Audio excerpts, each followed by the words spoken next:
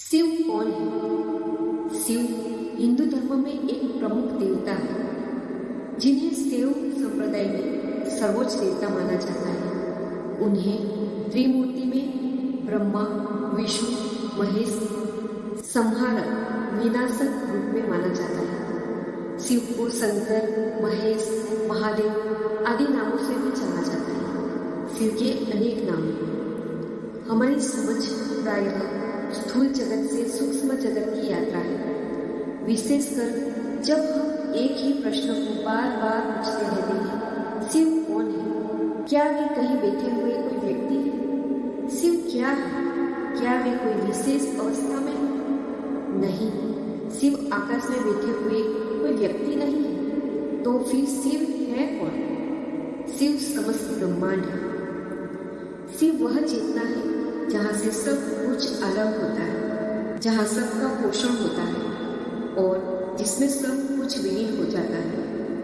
आप कभी शिव के बाहर नहीं हैं, क्योंकि पूरी सृष्टि ही शिव में विद्यमान है। आपका मन, शरीर और सब कुछ केवल शिव तत्व से ही बना हुआ है। इसीलिए शिव को विश्वरूप कहते हैं, जिसका अर्थ है कि सारी सृष्टि उनका ही रूप है।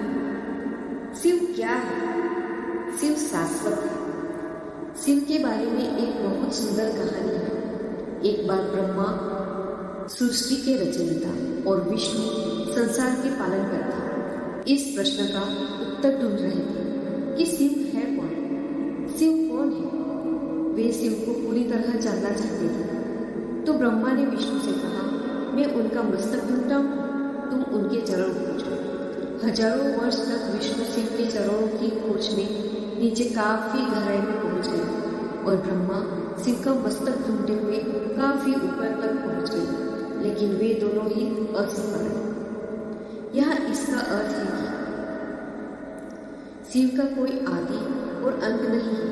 अंत में वे दोनों मध्य में मिले और इस निष्कर्ष पर पहुंचे कि वे शिव को नहीं ढूंढ सकते। यही से शिवलिंग अस्तित्व में आया। शिवलिंग अनंत शिव की प्रतीकात्मक अभिव्यक्ति है। शिव समस्त जगत की सीमा है। सृष्टि विपरीत मूल्यों का संगम है। इसमें सकारात्मक और नकारात्मक दोनों ही गुण मौजूद हैं।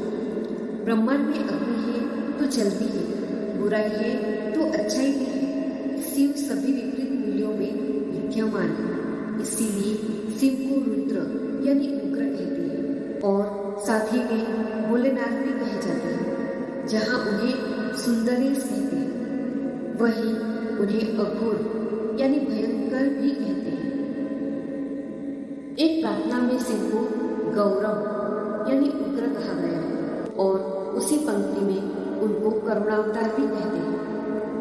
शिव समाधि है।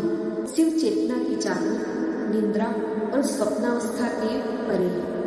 शिव समाधि है चेतना की चौथी अवस्था, जिसे केवल ध्यान में ही प्राप्त किया जा सकता है। समाधि में मन पूरी तरह समभाव में रहता है। यह एक ही समय में शांत भी है और पूरी तरह जागृत है। रुद्राष्टकम एक शिव स्तोत्र में उत्तर है, नमामि समेशान निर्वाण रूपम विभु व्यापकम ब्रह्म वेद स्वरूपम निजम निर्गुणम निर्विकल्पम निरीहम चिदाकाशमाकाशवासम भजे।